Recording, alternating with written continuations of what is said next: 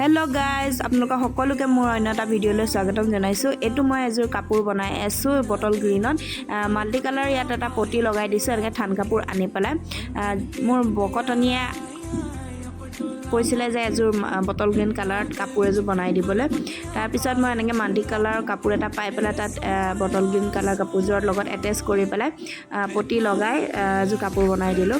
আপোনালোকক মই ভিডিঅ'টো দেখুৱাই গৈছো। ভিডিঅ'টো মই প্ৰথমতে আপোনালোকক ফাৰ্ষ্টে দেখাইছো, অলপ বুজি পাব ভিডিঅ'টো মই কেনেকৈ বনাইছো। চিলাই থাকোঁতে যিহেতু বহুত গৰম হৈছে, ইমানে গৰম কাপোৰ চিলাবলৈ মন নাযায়, তথাপি আপোনালোকৰ কাৰণে চিলাইছো, কষ্ট কৰিছো। গতিকে আপোনালোকে যদি লাইক কমেণ্ট এটা দি দিয়ে এনেকুৱা কষ্টৰ ফল পোৱা যায়।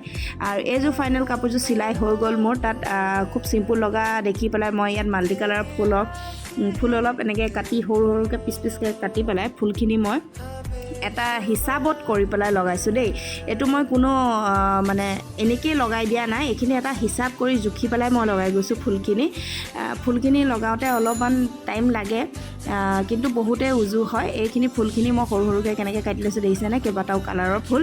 আৰু এইটো আঠা দি লগালে কাপোৰযোৰত লাগি যায়। আৰু এইখিনি দেখিছেনে, প্ৰথমতে এয়া মই পাতিহে লৈছোঁ, এটা হিচাপ কৰি পেলাই ফুলখিনি পাতি লৈছোঁ। তাৰপিছত মই আঠা দি পেলাই লগাই গৈছোঁ ফুলখিনি, ক্ৰমান্বয়ে এটা এটাকৈ লগাই গৈ আছোঁ। তাৰপিছত কাপোৰযোৰ দেখিবলৈ খুবেই সুন্দৰ হৈছিলে, মোৰে পচন্দ হৈ গৈছিলে। তাৰপিছত ভকতনীয়ে যিহেতু কৈ থৈছিলে তেওঁক দিবই লাগিব কাপোৰ, উপায় নাই, কি কৰিম আৰু আকৌ নেক্সট বনাই ল'ম বুলি ভাবিছোঁ। তাৰপিছত এনেকৈ তাৰপিছত মই এটা ইয়াত নতুন ডিজাইনৰ দহি দিছোঁ। সদায়নো কিমান একেটা ডিজাইনৰ দহিকে দি থাকিম, এইটো এটা ডিজাইনৰ এটা দহি মই বনালোঁ।